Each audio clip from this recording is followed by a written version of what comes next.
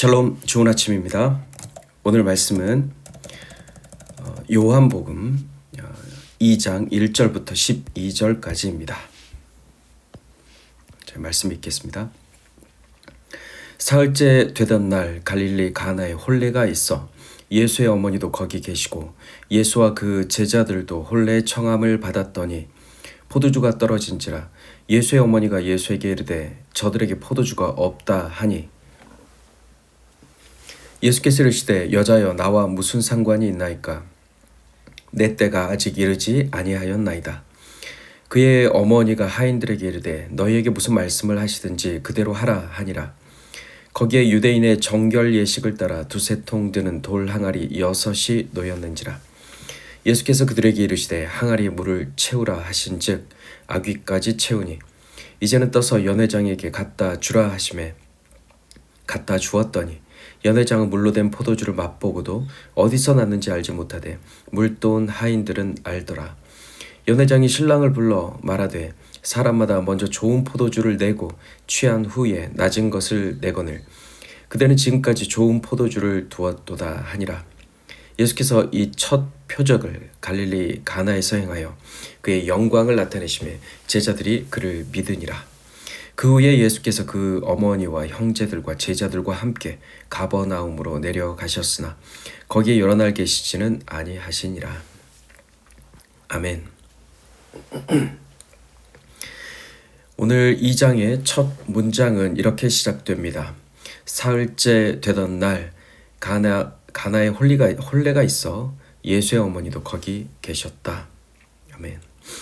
갈릴리 가나에 예수와 제자들이 머물 때 결혼식이 거행되었는데요. 거기에 예수의 어머니도 참석했습니다. 창세 전에 아들은 아버지의 품속에 있었고 창세 후에 아들 예수는 말씀이 육신이 되어 어머니의 품속에 있었습니다. 아버지의 품에서 영원한 생명을 소유한 아들은 어머니의 품을 통해 이 땅에 오셨습니다. 이 땅에 오신 이유는 그 영원한 생명을 우리에게 주시기 위함입니다. 그 생명을 가진 예수가 그 생명을 전해줄 그의 제자들과 함께 혼인잔치의 청함을 받습니다. 이 혼인잔치는 신랑인 어린 양 예수와 신부인 우리 그리스도인의 결혼식을 예표하는데요.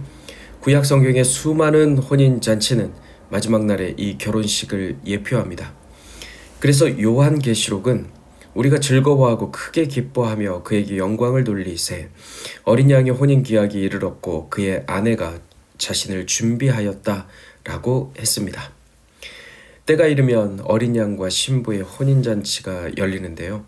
신부가 자신을 준비했을 때 열립니다. 신부가 자신을 준비했다는 것은 구원받은 이방인의 수가 찬 것을 말합니다. 주께서 뜻하신 영생을 얻은 사람들의 수가 다 차면 신부가 준비된 것입니다. 오늘 주께서는 그분의 신부인 제자들과 함께 혼인잔치에 참여하여 마지막 날에 있을 그 혼인잔치를 미리 예표했습니다. 얘들아, 우린 나중에 이렇게 할 거야 라며 미리 보여주신 것이죠.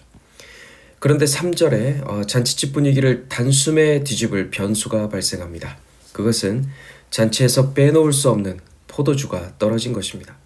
여기서 떨어지다로 번역된 헬라어 후스테레오는 부족하다, 모자라다, 가난하다, 궁핍하다, 그리고 목적에 이르는데 실패하다라는 뜻을 가지고 있습니다. 잔치를 위해 필수적인 포도주가 지금 부족하고 목적에 이르지 못한 것입니다. 잔치는 계속되는데 포도주 공급이 결정적으로 부족해진 상태에 처한 것이죠. 사람이 만든 이 포도주로는 주님 다시 오시는 그 안식에까지 이르지 못하는 것입니다. 이 포도주는 금방 떨어져서 어린 양의 혼인잔치까지 이르지 못하고 하늘의 보아도 우리로 얻지 못하게 합니다. 내가 의지하는 세상의 모든 것을 내려놓고 오직 예수만 따라야 오늘 가나의 혼인잔치처럼 부족한 포도주가 예수로 인해 채워지는 것이죠. 오직 여호와만 의지할 때 부족함이 없습니다. 이 부족함이 없는 상태는 예수와 함께 있을 때 이루어집니다. 내 힘으로 준비한 포도주는 오늘 하루도 만족함으로 채우지 못합니다. 하지만 예수와 함께하면 전대와 배낭과 신발이 없어도 전혀 부족함이 없습니다. 예수께서 주시는 물은 우리에게 영원한 생명을 주시기 때문입니다. 이제 포도주가 떨어졌고 예수의 어머니가 말합니다. 포도주가 없다.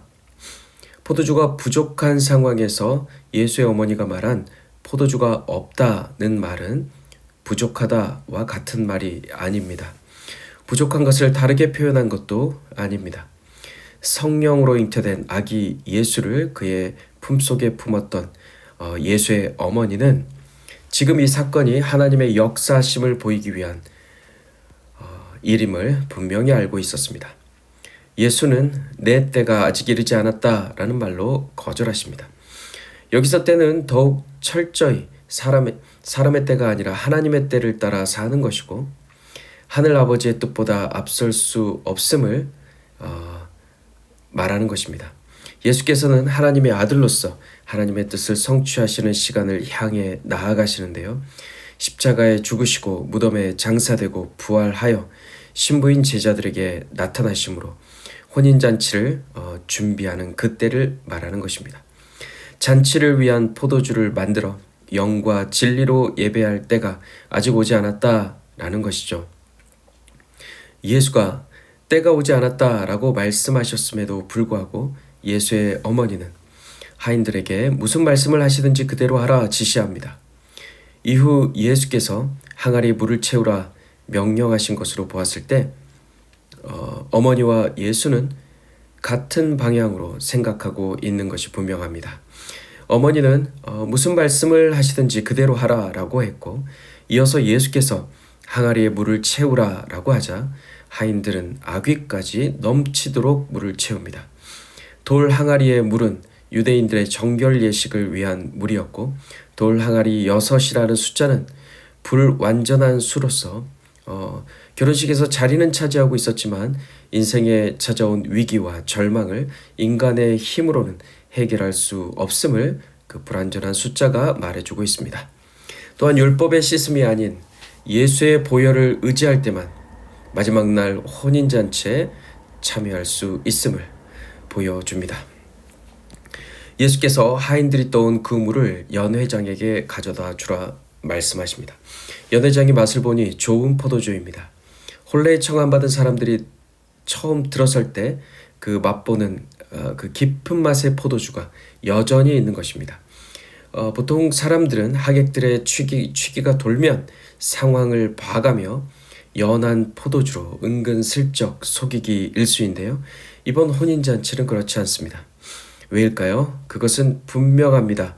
예수께서 그곳에 계시기 때문입니다. 신랑 되신 예수께서 그곳에 계십니다. 영생하도록 솟아나는 샘물이신 예수께서 영생하도록 솟아나는 물을 주시는 것이죠. 사랑하는 성도 여러분, 사람이 만든 포도주는 우리를 하루도 만족함으로 채우지 못합니다. 오늘 요한이 수많은 표적 중에 가장 첫 번째 표적으로 물이 변하여 포도주 된 사건을 소개하고 있습니다. 포도주가 떨어져 파장이 되어가는 잔치에서 유대교의 무능과 한계를 적나라하게 들춰내며 예수만이 구원을 주시는 하나님의 아들 그리스도라는 사실을 오늘 이 사건을 통해 선포하고 있습니다. 어떻게 우리 삶의 결핍이나 부족한 순간에 하나님의 영광을 우리는 경험할 수 있을까요? 하인들처럼 주의 말씀에 자신의 상식과 경험을 뛰어넘어 아기까지 채우는 즉각적인 순종을 할 때 예수께서는 영생의 물로 만들어진 포도주로 우리를 온전히 만족하게 하십니다. 그리고 예수와 함께 할 때 그 영생의 물은 끊임없이 공급됩니다. 신랑 되신 예수께서 오시는 마지막 날 혼인잔치가 있을 것입니다. 지금 우리 그리스도인은 말씀에 순종하여 그 잔치를 위해 2-3통 드는 돌항아리 6에 물을 채우고 있는 중입니다. 사랑하는 성도 여러분, 어린 양의 혼인잔치가 멀지 않았습니다. Coming soon.